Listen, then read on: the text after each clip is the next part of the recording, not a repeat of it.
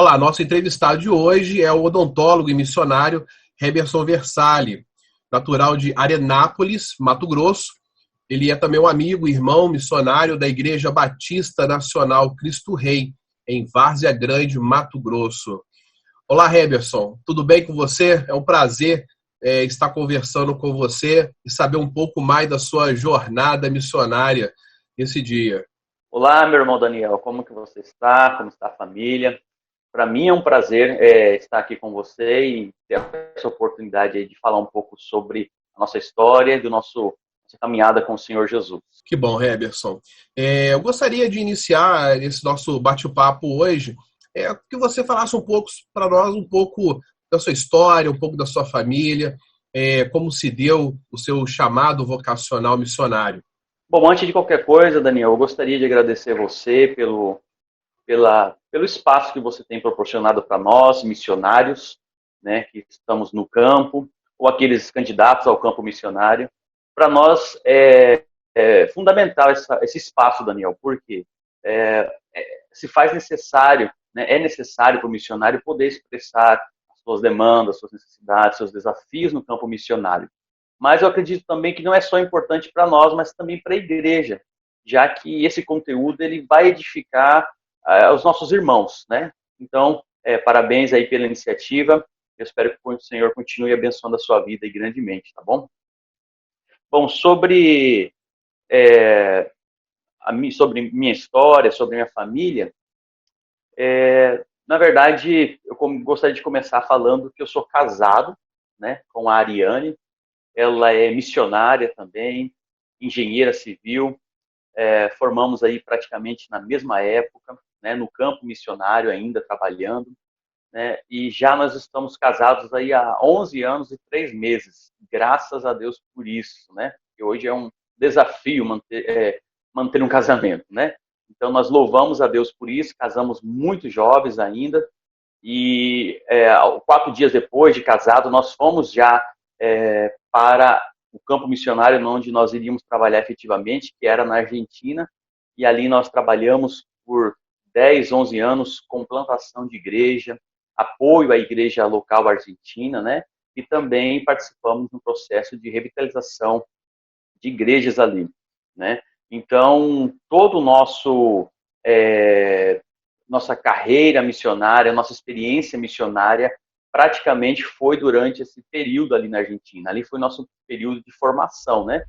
E eu também tenho um filho chamado Marcos, ele tem 1 ano e 3 meses aí, e ele é argentino, inclusive, né?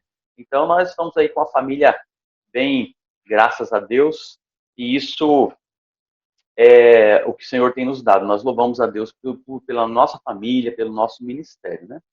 Só que o nosso ministério, o meu chamado, pelo menos, né? Ele começou, eu acredito, foi na minha conversão. Porque, Daniel, eu acredito o seguinte, quando nós nos convertemos ao Senhor Jesus, tudo se converte, né? Então, assim, tudo se converte, tudo se converge, né? Então, assim,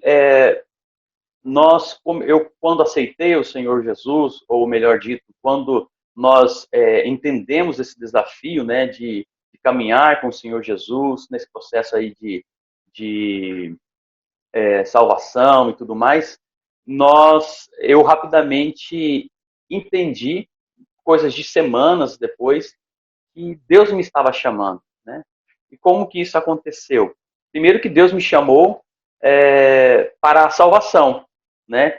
Eu estava numa festa, não me sentia bem naquele lugar, inclusive eu era um dos organizadores da festa, eu tinha 18 anos de idade, e então eu decidi naquela festa não beber para poder aproveitar mais, né, da festa, das meninas e tudo mais. E naquele lugar ali, eu tive um encontro com Deus, né, um lugar inusual, né? E então, vindo da festa para minha casa, já sem entender o que estava acontecendo no meu coração, eu decidi conversar com Deus, né? E no caminho, eu lembro que eu falava para Deus: Senhor, eu te amo. O que eu tenho que mostrar fazer para provar para o Senhor que eu te amo? Então ele falou no meu coração fortemente, dizendo: entrega tudo. Se você me ama, entrega tudo. Então eu achei estranha aquela voz, porque até então eu nunca tinha tido uma experiência como essa, né, de ouvir a voz de Deus, né, falando no meu coração. E isso era no sábado para o domingo. Já fui naquele domingo mesmo para a igreja, né, tomei a decisão em batizar, me batizei no domingo seguinte, né, e então, desde aí, eu nunca voltei para trás, nunca pensei nem sequer em desistir da fé, né. Eu acredito que foi algo totalmente aí de Deus, né, espiritual, que isso aconteceu no meu coração. E também um fato interessante ali, quando eu digo que tudo se converte, quando nós nos convertemos, é que as minhas prioridades, os meus sonhos, os meus projetos, meus anelos, né, eles tudo mudaram. Né? É claro que isso foi acontecendo gradualmente, inclusive até hoje vai acontecendo isso, né? Tem acontecido isso. Mas eu lembro que na primeira semana ali do meu batismo, 2 semanas depois, eu participei, fiquei sabendo que tinha uma escola bíblica, né? Até então eu não sabia, não entendia muito bem como funcionavam as coisas, porque não tinha uma tradição religiosa, né? E aí, naquela escola bíblica, eu lembro que o pastor e professor que estava dando a aula estava passando pelo corredor e ele disse assim, eu só lembro dessa frase, ele dizendo, por exemplo, quem de vocês falou de Jesus para alguém nessa semana? E eu fiquei surpreso com aquilo. Olhei para um colega meu que estava do meu lado, que inclusive era um amigo de escola, eu falei, ué, podemos falar de Jesus para as pessoas? Para que você entenda o meu nível de entendimento com respeito ao evangelho, né? E ele, com um ar assim de zombaria, falou, claro que sim, né? Aí eu olhei para ele de novo e falei, e por que nós não estamos falando do Senhor Jesus na escola, né? Então, assim, eu percebi que tudo se converteu, né? E aí, naquela mesma semana, eu fui, falei com o diretor, tivemos o primeiro culto ali, né, evangelístico e também de adoração a Deus. Aqueles meus amigos que nós tocávamos Legião Urbana, Charles Brown, na hora do recreio, né? Eu peguei aqueles colega meu mesmo ali, imprimi umas músicas para eles, e aí eu falei para ele, ó, toca isso aqui. Então eu escolhi umas músicas que nós conhecíamos de ouvir pela Igreja Católica, Igreja Evangélica, uma música comum entre todos, e foi algo legal, gostoso acontecendo. E ali naquele trabalho deu muitos frutos. Naquele mesmo período ali, depois de 2, 3 meses, como estava muito grande o trabalho, e eu senti a necessidade de dividir o grupo. Então, o que eu fiz? Eu mudei de escola, deixei aquele meu colega ali, né, no lugar, e mudei para uma outra escola para começar um trabalho naquela escola. E desde então, o Senhor tem me envolvido cada vez mais, né? Aqueles meus sonhos, pensando somente em mim, desapareceram, né? Desapareceram, agora tudo continuou através do desejo, do sonho de Deus, né, para nossas vidas. E basicamente eu entendo sobre isso, sobre o chamado vocacional. Ele é gradual, né? Mas quando nós aceitamos ao Senhor, ou quando nós nos convertemos ao Senhor, tudo se converte, né? Que maravilha, Hemerson. É fantástico essa sua história de conversão. Tenho certeza que essa história, essa experiência sua, ela irá ao encontro, né, de muitas pessoas que estão nos assistindo agora, até mesmo para poder compreender, né, a intensidade dessa conversão e dessa convergência ao Evangelho. Mas voltando um pouco, quando você disse que o início do seu trabalho missionário foi na Argentina, gostaria que você contasse um pouco para nós como foi esse período que você esteve na Argentina, e principalmente se na época que você estava lá, você já tinha algum tipo de sustento pela igreja ou você precisou trabalhar circularmente. Bom, nesse período que nós tivemos ali na Argentina, de 11 anos, nós tínhamos passado por um treinamento prévio, né, sobre missões transculturais, e então nós fomos para o campo missionário, não enviados, né, mas nós fomos convidados, nos convidaram para ir para aquele lugar. Eu estava buscando algum país que me proporcionasse uma ferramenta acadêmica, né, para trabalhar, exercer melhor o ministério. E naquele momento, então, eu ainda era solteiro, né, e fui para a Argentina porque Deus abriu as portas ali, né, nesse trabalho que estava começando, que na verdade não tinha nem colocado em prática ainda, mas estava somente no papel e no coração. Então nós fomos lá para ajudar os irmãos a colocar esse trabalho em prática, né? Era um trabalho de plantação de igreja e desenvolvimento comunitário integral em uma comunidade carente, né, um assentamento irregular em um dos bairros ali da Argentina, mais especificamente no estado de Buenos Aires, né, próximo à cidade de La Plata, uma cidade chamada Berisso, uma cidadezinha conhecida como a capital provincial dos imigrantes. Ali foi onde desembarcou todos os imigrantes, né, a maioria dos imigrantes na época ali da Revolução Industrial e tudo mais.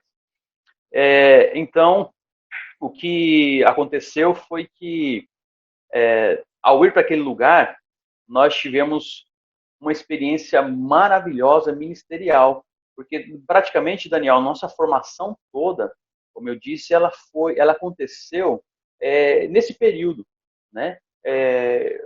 Uma formação pastoral, uma formação teológica, uma formação acadêmica, como pessoa, né? Na fase adulta, eu fui com 22 anos, a minha esposa, um ano depois eu me casei com ela, levei ela para lá, então ela também muito jovem. Então, assim, a nossa fase adulta e casado também, né? Aconteceu tudo ali, né? Então, eu sou muito, muito, muito grato a Deus pela Argentina, pelos argentinos que participaram aí na minha formação como pessoa, também como servo do Senhor Jesus, né? Sobre o nosso sustento, nós fomos com parte do sustento, né? E durante esse período que nós tínhamos lá, outras pessoas foram participando gradualmente, e isso acontece muito, né? Uma vez que nós colocamos a mão no arado, a gente começa a ver Deus levantando pessoas, elas começam a acreditar mais no trabalho e tudo mais, né? Então, isso foi acontecendo.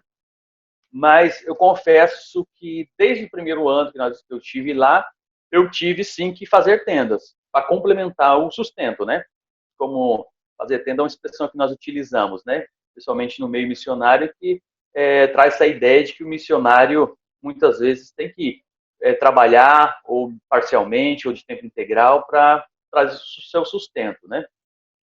Então, assim, eu de uma certa forma tinha um sustento parcial da igreja, né? Da minha igreja, da igreja da minha esposa, de amigos, né? Famílias, isso ia ajudando. Só que para complementar isso, eu trabalhei como ajudante de pedreiro, trabalhei como vendendo sanduíche na faculdade minha, na porta da minha faculdade, vendendo salada, né? Enfim, trabalhei de várias coisas, cortando grama na casa das pessoas, né? Tudo para ajudar nesse sustento, e complementar esse sustento. Então, muitas vezes é necessário que o missionário ou o pastor tenha que fazer isso, né? E nós não temos tempo ruim, não. Se Deus chamou a gente vai, faz, e de uma forma ou outra Deus abre as portas, né? Excelente, excelente. Isso é muito importante, né, Rebson? A gente, tanto o missionário, né, que está indo para o campo, quanto o vocacionado, ele ter, né, essa compreensão que muitas das vezes não haverá, né, o cenário ideal, o cenário perfeito, né, para poder cumprir ali o ID do Senhor Jesus. Mas durante esse ministério que você estava lá na Argentina, essa sua atuação, esse seu crescimento, né, a gente conversando, né, offline, você comentou que Deus foi direcionando você e a sua família para poder trabalhar com o povo pantaneiro, né? Então, assim, fale para mim e para nós que estamos aqui assistindo essa entrevista, como que se deu essa migração do seu trabalho ali na Argentina, do campo missionário na Argentina, para pregar o evangelho para o povo pantaneiro? Bom, na verdade, o que nos motivou a ir para a Argentina e nos capacitar academicamente, né, e ao mesmo tempo trabalhar com plantação de igreja e tudo mais, foi o nosso entendimento de que Deus nos estava chamando para trabalhar no Pantanal. Então, nós saímos já do Brasil, indo para a Argentina, com um projeto ali de 10 anos para trabalhar na Argentina, para retornar ao Pantanal, para trabalhar entre os pantaneiros, né? Porque em 2007, Deus nos tinha falado confirmado no nosso coração, né, o trabalho entre os pantaneiros. Então, nós já fomos para a Argentina sabendo que nós iríamos retornar para trabalhar no Pantanal Mato Grossense, né? Então, eu acredito que é muito importante essa questão de entender e ouvir a voz de Deus a respeito de que nós devemos fazer, porque até mesmo se foi Deus que nos chamou e nós temos a certeza de que Deus nos chamou para o campo missionário, Daniel, é isso que nos vai sustentar no campo missionário, né? Não é promessas humanas, enfim, outras coisas, e sim a convicção, né, essa forte convicção de que Deus nos chamou, né? Então, nós tivemos todo esse tempo na Argentina, imagina, 10 anos, né, trabalhando lá como missionários, só que ao mesmo tempo pensando também no nosso retorno, né? E isso aconteceu. E hoje nós estamos logo aí de 11 anos de trabalho na Argentina, né, desse projeto ser concluído e tudo mais. Deixamos lá uma igreja consolidada, né? Também a igreja que nós participamos no processo de revitalização está consolidadíssima, grande, né? E, enfim, e nós então estamos aqui no Brasil, né, para trabalhar entre os pantaneiros. E isso é bênção de Deus, né? É o próprio Deus que faz essas coisas acontecer dessa maneira, né? Louvado seja o nome do Senhor, né, Heverson? Muito bom. Agora, assim, explica pra gente um pouco sobre a questão do povo pantaneiro, né? Assim, nós sabemos que existe, né, uma diversidade muito grande no Brasil de povos minoritários, né, povos não alcançados, sertanejos, indígenas, ribeirinhos. Qual o nível do sincretismo, do animismo entre o povo pantaneiro e quais são as iniciativas que vocês têm tomado para poder pregar o evangelho para este povo? O povo pantaneiro, ele é um povo, primeiro, antes de ser pantaneiro, né, ele era reconhecido como povos indígenas, como todos os povos aqui no Brasil antes da colonização. Então, assim, depois da colonização, né, houve ali uma mistura, né, entre os indígenas, os negros, né, escravos, e também entre os espanhóis, né, porque o povo pantaneiro ele se encontra ali entre o limite entre a Bolívia, o Paraguai, né, então ele teve muito contato com os espanhóis e também com os portugueses, né, e tudo isso aí foi formando o povo pantaneiro, na sua cultura, na sua tradição, na sua forma, inclusive, de ver o mundo, né? Então, assim, o sincretismo, sim, ele é muito forte, né, entre o povo pantaneiro. Por exemplo, certa vez eu caminhando, nós indo ver junto com um dos moradores, inclusive cacique da aldeia, uma cacique da aldeia e sua esposa, nós fomos ver aonde eles estavam recoletando, pescando iscas, porque eles vivem exclusivamente da isca, esse povo que eu estou falando, né, chamado Guató. Então ele estava mostrando para mim, tá, naquela caminhada ali no meio daquele pântano, né, daquele charco, e eu perguntando muitas coisas para ela, para inclusive entender a cosmovisão, a maneira que eles viam o mundo, e não só como pantaneiro, mas como eles indígenas, né? Então, porque eles têm muito mais forte a questão do sincretismo, do animismo, né? E aí, ela, por exemplo, uma das coisas que ela falou eu olhei e vi um ovinho no chão de passarinho, né? E ela falou, por exemplo, que cuidado para eu não pisar, porque se eu pisasse, aquilo dali seria uma maldição na minha vida, né? E aí nós conversamos, tal, e ela está no processo, na verdade, ela tomou uma decisão firme pelo Senhor Jesus. E outra coisa que ela contou, por exemplo, foi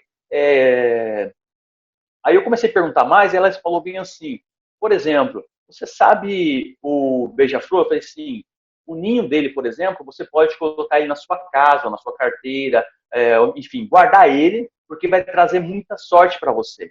E aquele que mata Aí ela falou, nós, pantaneiros, não matamos o beija-flor, porque aquele que mata o beija-flor, ele é amaldiçoado, porque o beija-flor, ele traz bênção, é uma ave bonita, tal, né? Enfim, nem eles sabem explicar, mas o que eles sabem dizer é que nós aprendemos que nós não podemos matar isso porque, de alguma forma, os deuses, alguma força vai vir contra nós, né? Então, nós, na verdade, não podemos matar, e sim, nós devemos cuidar dele para, inclusive, aplacar a ira dos deuses, né? Então, aí você consegue ver, né, como permeia essa questão do animismo, né, do sincretismo, que é muito forte entre o povo pantaneiro, né? O povo pantaneiro não só é um povo animista, mas principalmente, como muitas outras comunidades no Brasil, é um povo de uma forte raiz católica. Só que é um catolicismo mais tradicional, ou seja, por conta da dificuldade, do acesso ao campo, inclusive os padres, né, os seminaristas têm dificuldade de chegar até lá. Então, eles evangelizaram, alcançaram, né, o povo da forma deles, mas eles não conseguem, não estão conseguindo fazer essa continuidade, né, no cuidado deles, tal. Então eles vão, isso faz com que o sincretismo continue muito mais forte ainda, né? Então eles continuam misturando aí as festas deles, né, as crenças populares deles com o catolicismo que eles praticam. E em relação às iniciativas que nós temos tomado para entender, né, a mente, trabalhar entre o povo pantaneiro, uma das primeiras coisas que nós fizemos, não só nós, mas outros grupos que estão trabalhando conosco, é orar. Nós estamos orando a Deus, pedindo a Deus até hoje, acredito que nós continuaremos fazendo isso, para que Deus nos dê a graça de entender, né, de encontrar uma porta, um caminho para que o Evangelho entre ali naqueles corações, né? Mas uma das coisas que nós decidimos fazer foi uma aliança. Formamos uma aliança, né, chamada Aliança Pró-Evangelização do Pantaneiro. Essa aliança é uma aliança fraternal, né, e busca viabilizar, então, a evangelização do povo pantaneiro. Com isso, o que nós estamos fazendo? Concentrando os esforços, nós estamos nos fortalecendo para que em diferentes lugares no Brasil e fora do Brasil, Paraguai e Bolívia, a gente possa evangelizar e cuidar desse povo evangelizado, né? Essa é uma das iniciativas também que nós fizemos, né? Formamos agora no ano de 2019, né? Aliança Pró-Evangelização do Pantaneiro. Mas também não só isso, entre outros recursos, né? Nós estamos utilizando ali para fazer com que o trabalho consolide. Um deles, nós estamos nos capacitando, eu digo nós, assim, todos os aliançados fazendo parte da Aliança Pró-Evangelização do Pantaneiro, na qual eu sou coordenador dessa aliança também. O que nós temos feito é capacitado os aliançados, treinando eles, né, com o desafio da evangelização na oralidade, porque o povo pantaneiro é um povo de tradição oral, né? Eles contam os seus causos, como eles dizem, de filho para pai, e assim vai, né, de geração em geração. Então, eles é um povo de saber de oral, né? Então, nós estamos aprendendo a evangelizar, a discipular, né, a cuidar deles da maneira que eles entendem. Então, isso para nós é um desafio, mas ao mesmo tempo é o que nós temos, a iniciativa que nós temos tomado para alcançar o coração do pantaneiro, né, para que a palavra de fato seja por eles entendida, né? Que bom, é muito importante essas iniciativas, né? Principalmente essa aliança que você comentou.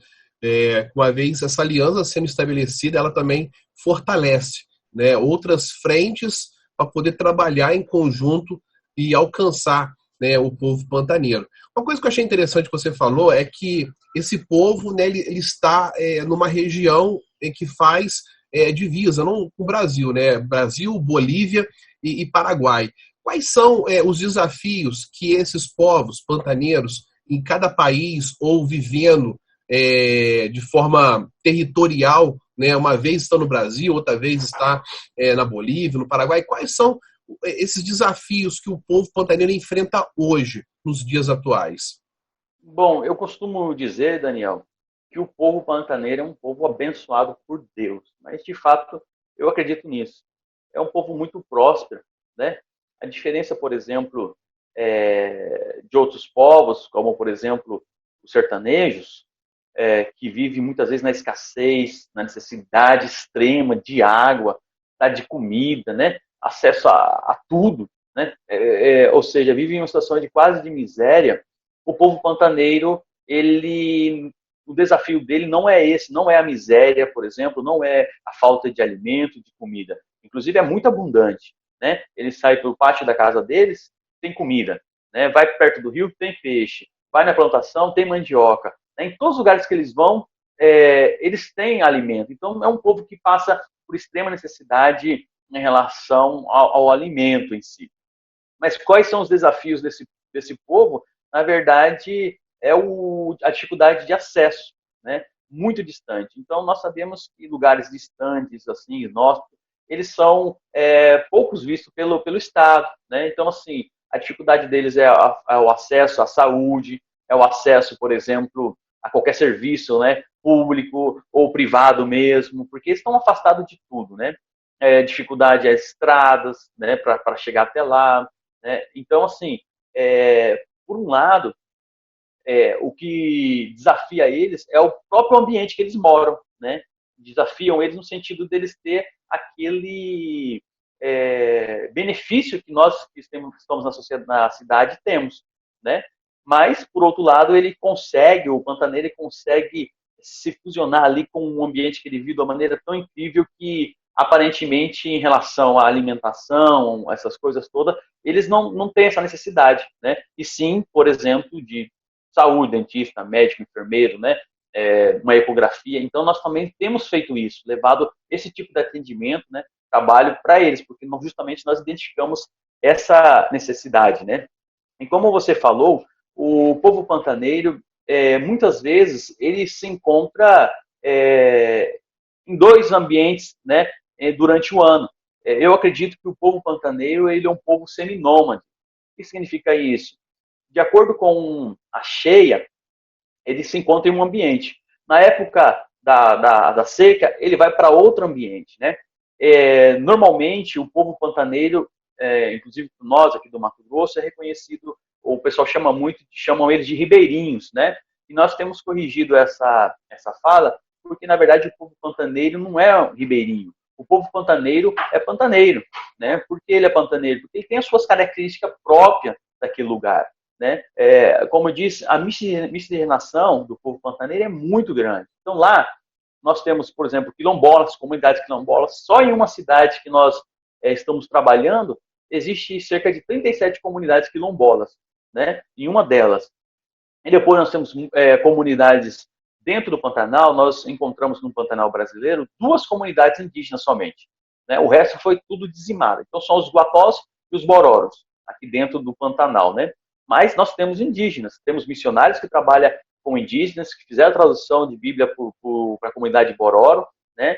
Inclusive, eles também serão beneficiados aí com esse aparelho que nós estamos fazendo a parceria através da aliança, esse aparelho que nos vai, digamos, dar esse suporte no trabalho aí da oralidade, da evangelização, né? Oral do povo pantaneiro. Então, assim, o pantaneiro ele não é só ribeirinho, né? Nós temos pantaneiros, sim, que vivem na beira dos rios, né? Mas não sempre. Às vezes o pantaneiro ele é o vaqueiro, ele é o peão, ele está quilômetros e quilômetros longe do rio, né? E por fato dessa mudança climática aí que coordena a vida deles aí diária, né? Eles são seminômades, porque se está na época da cheia, às vezes eles têm necessidade de sair daquele lugar que está muito alagado para ir para um lugar mais seco, né? Eles levam os gados, né? Ou, por exemplo, às vezes secou demais, eles têm que buscar uma lagoa, um brejo, como, por exemplo, no caso que eu contei, dos guatós lá que vivem da isca, né? Então, eles buscam um lugar, um brejo, e vão para esse lugar, às vezes acampam ali, e fica meses ali acampados, só recoletando iscas. Depois eles voltam para essa outra casa deles, né? Então, esses são os desafios que o povo pantaneiro enfrenta, né? E, enfim, nós estamos aí trabalhando, estudando o povo pantaneiro para entender como poder ajudar eles de uma maneira melhor, mais efetiva, né?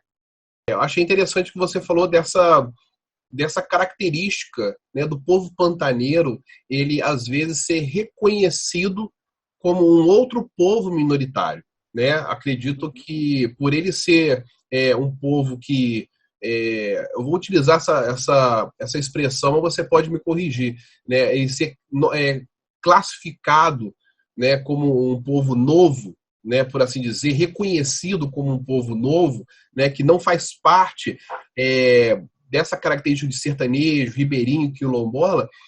Existe uma característica, uma diferença bem específica, além dessas que você já citou, que você, ao olhar para o povo pantaneiro, você fala assim, essa é uma característica marcante no povo pantaneiro que não se encaixa nos outros povos minoritários?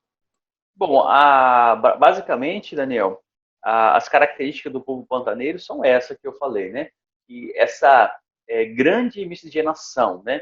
O povo pantaneiro, por exemplo, ele a pessoa pode ser considerada, você pode ser considerado um povo pantaneiro desde que você mude para aquele lugar, more naquele lugar, se habitue com aquele lugar, né? Então você é considerado um povo pantaneiro, né?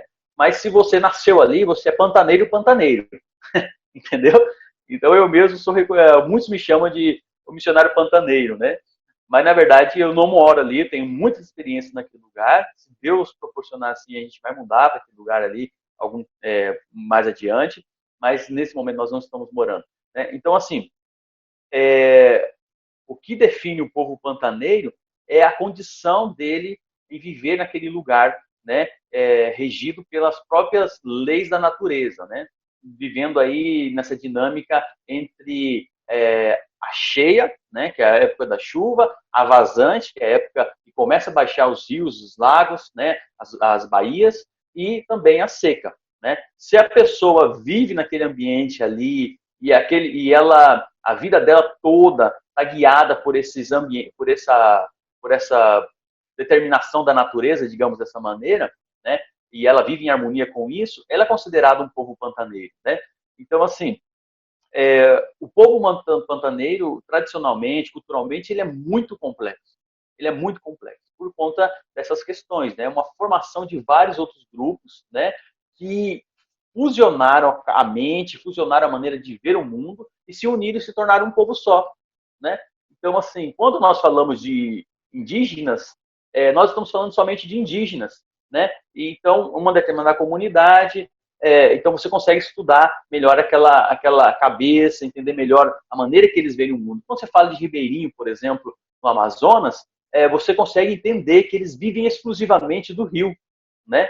Quando você fala do ribeirinho do Pantanal, você não necessariamente eles vivem exclusivamente do rio, né? Às vezes eles vivem do gado e o gado está, por exemplo, no outro estado, né? Ou no outro país.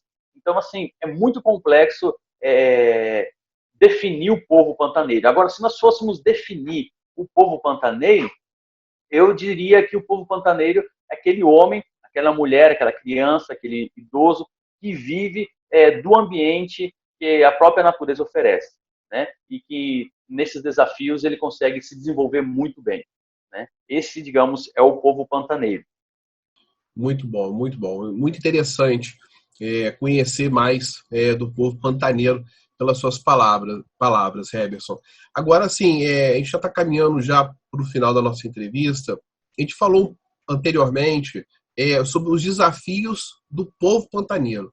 Agora, eu gostaria que você dissesse para nós um pouco do desafio do trabalho missionário entre os pantaneiros, né? A gente sabe como que eles vivem, os desafios deles, mas agora eu gostaria de saber como que qual é a maior dificuldade, os desafios hoje que a igreja, né, principalmente a aliança, ela tem enfrentado para poder chegar até o povo pantaneiro. Uma coisa realmente é falar dos desafios do povo pantaneiro, né? Outra coisa é falar a respeito dos desafios daqueles que trabalham no Pantanal. Mas, de uma certa forma, eles também, de alguma maneira, em algum ponto, eles se encontram, né? Porque aquele mesmo desafio que o povo pantaneiro tem, por exemplo, na questão de falta de saúde, o missionário que está lá, ele também vai ter, né? Então termina sendo um desafio para ele também. Mas eu poderia pontuar, Daniel, pelo menos 5 desafios que nós temos ali no Pantanal, né? Um deles é o religioso, como nós já citamos, né? Entender a cabeça, né? Entender a maneira como que ele escreve, vê o mundo, é um desafio para nós, né? A religião dominante ali é o catolicismo, o sincretismo religioso, né? É muito forte mesmo, muito forte mesmo. Então, termina dando... termina que nós temos dificuldade em poder pregar o evangelho para eles, de uma maneira que eles entendam, né? Então, é um desafio que nós temos que enfrentar, né, essa questão do desafio religioso, por conta da maneira que eles veem o mundo. As danças deles, por exemplo, é religiosa. Tudo que eles fazem é pensando no religioso, né? Na maioria das vezes, se é uma dança com um determinado santo, né? Ou um determinado ídolo. Enfim, tudo está pensado nisso, né? Na questão religiosa. Então, eles têm muito enraizado essa questão, né, da fé, tal, no coração deles. Né? Outro desafio que a gente encontra é o cultural, né? Os costumes deles, né? Os usos que eles têm, digamos, de palavras, das coisas, né? Enfim, a maneira que eles veem o mundo é um desafio para nós. Então, se faz necessário que nós, missionários, pastores, né, servos do Senhor que trabalhamos nessa região, estudemos o povo para entender a mente dele, né? Então, se o desafio é cultural, então também se torna o desafio para nós, missionários, a transculturização nossa, né? Nós, então, aceitar ou entender essa cultura, né? Então, realmente se torna um desafio essa questão cultural. Outro desafio é o linguístico, né? Não porque eles têm outro idioma, mas pelo fato de que, pelo menos no Brasil, né? Claro, nós vamos para o Pantanal, por exemplo, da Bolívia e Paraguai, lá, na verdade, o Pantanal lá é chamado Chaco, né? Então, quem mora lá no Chaco é chaquenho, né? E quem mora no Pantanal é pantaneiro. Mas é o mesmo povo, só muda a maneira de dizer, porque um está falado em espanhol, né? Que é charco, e o outro está falado em português, que é do pântano, né? Pantanal, pantaneiro. Então, essa palavra aí foi se readaptando, foi se modificando durante o período aí da história e hoje são chamados de pantaneiros, né? Mas o linguístico é um desafio também para nós, por conta do sotaque, o regionalismo, né? Você, por exemplo, que vem do Rio, vai ter muita dificuldade de entender o pantaneiro, porque ele fala de uma maneira muito diferente. E como nós somos um povo, o menor bioma, né, do Brasil, se fala pouco sobre ele. Por exemplo, se nós ouvirmos na televisão um sertanejo falando, rapidamente a gente vai identificar que é um sertanejo, né? Se nós, enfim, ouvirmos outros povos falando, rapidamente vai identificar que é um povo de uma determinada região. Mas como nós somos um lugar, digamos, poucos falado, por conta até mesmo, eu acredito, do espaço que é pequeno, né? Nós, por exemplo, ocupamos no território brasileiro 1,8% só, né, do território brasileiro, sendo que o Amazonas ocupa 49%, né, do bioma todo aí do Brasil, né? Inclusive, Daniel, dentro do Amazonas nós temos 37, foi catalogada 37 mil comunidades ribeirinhas, né? Ou seja, pessoas que vivem na beira do rio. E 27 mil dessas comunidades, já tem presença missionária, já tem uma igreja, já tem um obreiro, igrejas consolidadas, né? Nós temos aí um grande desafio ainda, 10 mil comunidades precisam ser alcançadas.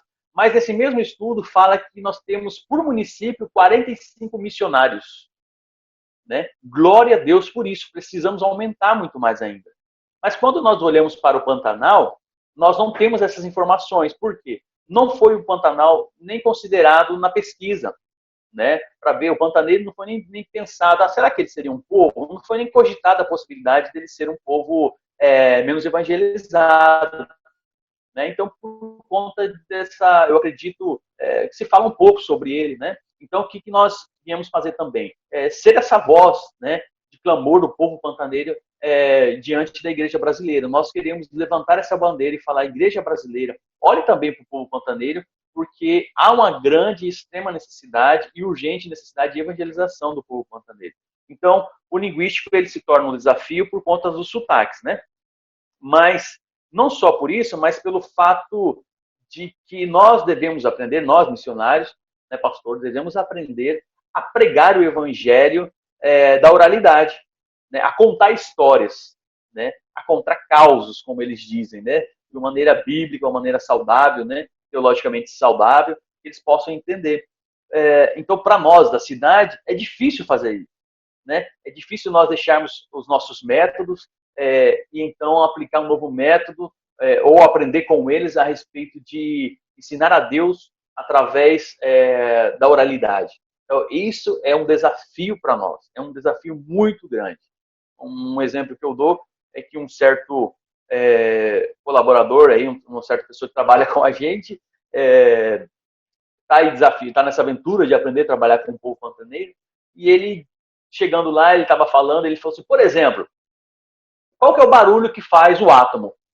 Perguntou para o pantaneiro, né? E ele falou, tá.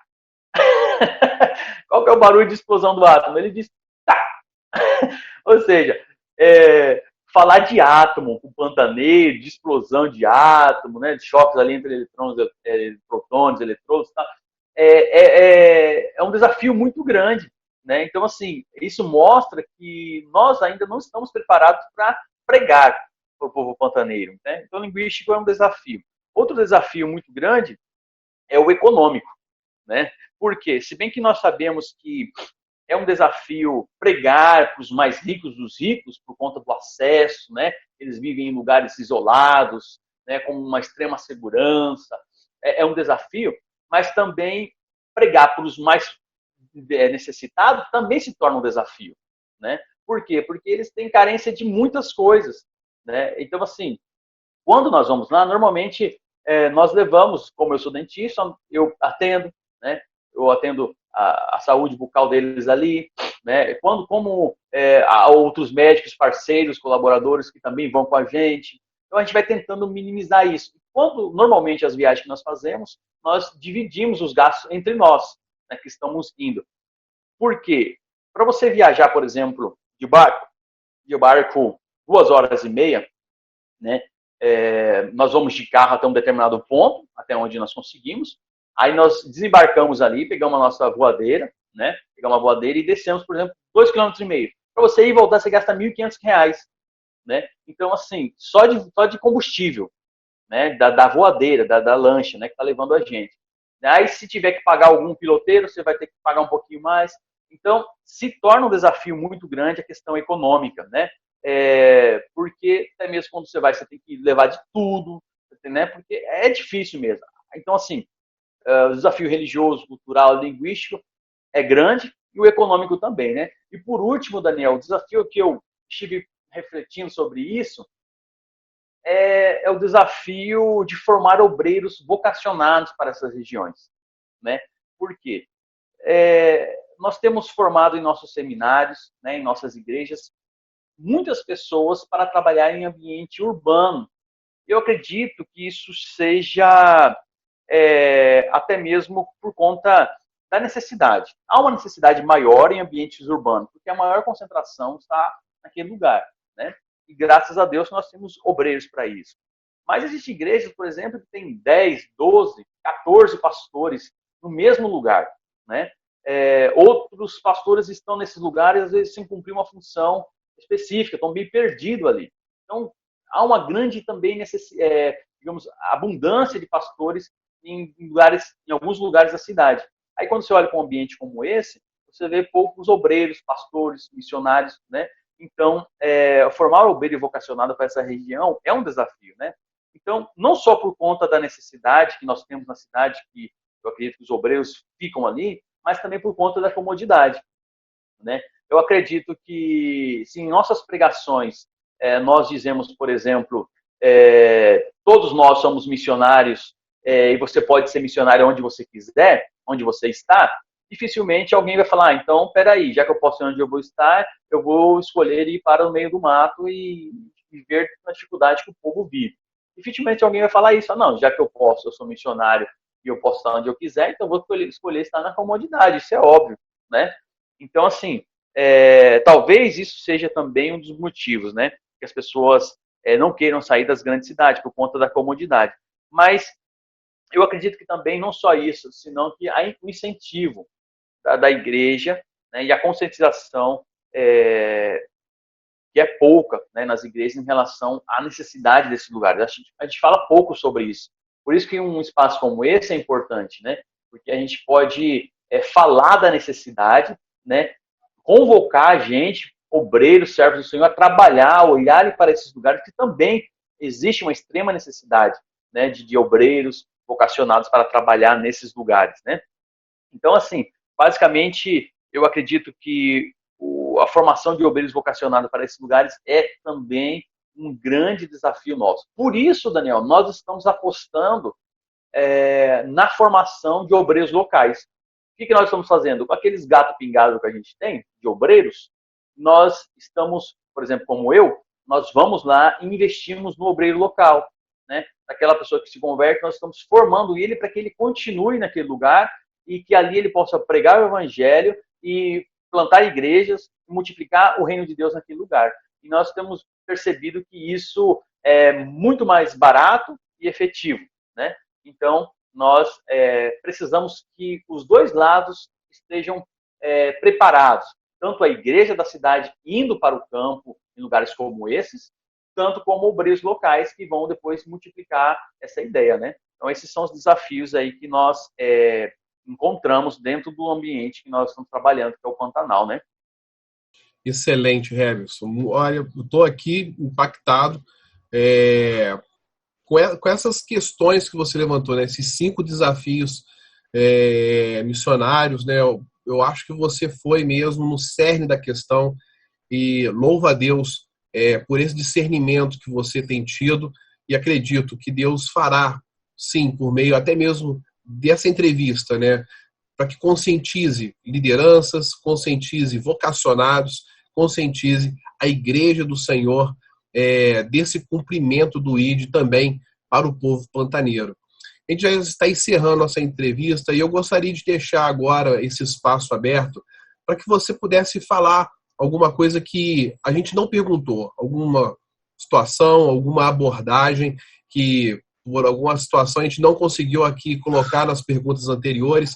Eu quero deixar esse espaço final aberto para que você possa fazer suas considerações e também estar finalizando esse nosso bate-papo.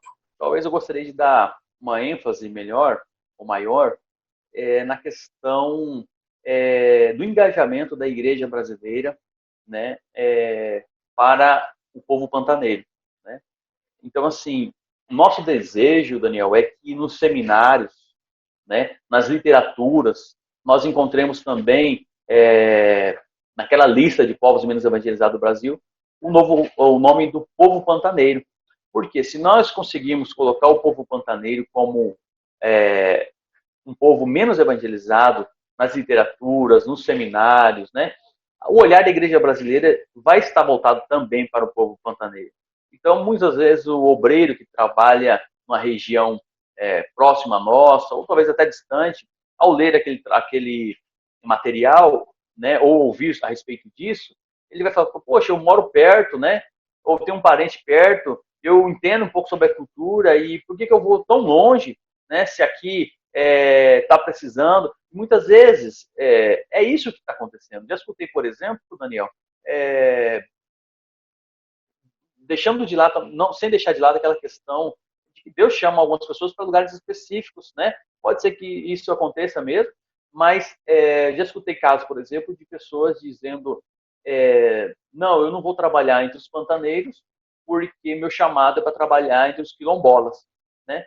E aí eu falei, mas dentro do Pantanal nós temos muitos quilombolas, né? Por que você não fica aqui mesmo? Trabalha com a gente? Porque eram pessoas, digamos, eram pessoas do nosso meio, né? Então, assim, por que você não fica aqui? Nós temos muitos, pode investir. Nós, por exemplo, temos uma subclassificação aí dentro do povo pantaneiro, né? Que é difícil a gente pregar para um quilombola, né? Pantaneiro. Como que você vai fazer isso? Então, uma pessoa levantada por Deus para fazer isso, eu acho que eu faria muito melhor, né, do que aquele que trabalha, digamos, com o povo geral pantaneiro, né? Então, assim, mas por conta desse entendimento, as pessoas têm, nas suas classificações, têm buscado, não, trabalhar com sertanejo, então vou para lá, trabalhar com tal outro povo, vou para lá. Aqui isso é muito importante, né? Mas nós queremos realmente alcançar com que o povo pantaneiro seja reconhecido como um povo minoritário no Brasil, né? Para isso, o que nós estamos fazendo? uma pesquisa. Nós estamos trabalhando aí junto com o Departamento de Aliança Estratégica da MTB, né, para que essa pesquisa seja feita, né, e então demonstrar, assim, digamos, de uma maneira científica, de que realmente o povo pantaneiro é um povo menos evangelizado. Porque uma coisa é eu dizer, né, e outra coisa é uma pesquisa de campo que comprove isso, tá certo?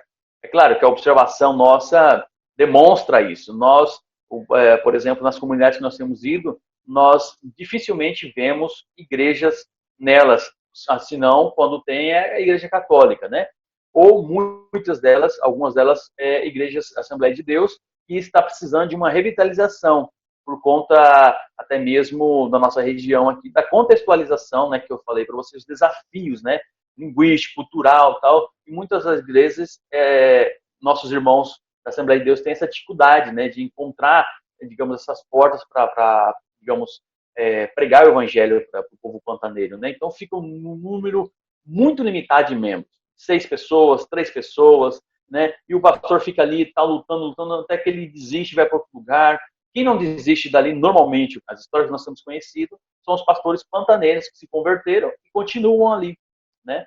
Mas, então, isso é um grande desafio, né, para nós, de catalogar as comunidades, ver quais delas nós temos presença missionária ou presença de igreja, quais não, né? Então, assim, fazendo isso aí, tenho certeza que nós vamos ter digamos, um suporte maior no nosso argumento, né, para falar que realmente o povo pantaneiro é um povo menos evangelizado, então nós não teremos desculpas, né, para não colocar eles como um povo menos evangelizado também no Brasil. Eu acho que basicamente é isso que eu quero dizer, né, nessa liberdade que você me deu aí, tá bom? E agradecer, né, novamente por essa oportunidade aí de poder falar sobre o povo que nós tanto amamos, que é o povo pantaneiro, né? Everson, eu quero agradecer imensamente essa sua disponibilidade de poder dialogar, conversar com você, estar aqui juntos no canal Pregando pelo Mundo, conhecendo essa realidade do povo pantaneiro, um pouco da sua história. Então eu quero agradecer imensamente, mais uma vez, a sua disponibilidade, sua, da sua família, e tenho certeza que Deus já está te abençoando e vai abençoar mais ainda esse seu ministério em meio ao povo pantaneiro, não somente no Brasil, mas também no Paraguai e na Bolívia, e juntamente com essa nova fase da aliança, eu tenho certeza que muitas coisas virão a acontecer, que Deus estará com as suas mãos estendidas para o crescimento e alcançando esse povo maravilhoso, que eu tenho certeza que precisa ouvir o Evangelho, e tenho certeza também que Deus vai levantar pessoas capacitadas para poder estar ajudando nesse processo de pregação do Evangelho. Quero agradecer e quero desejar tudo de bom para você. Deus te abençoe. Um abraço. Muito obrigado, meu irmão. Um abraço a todos.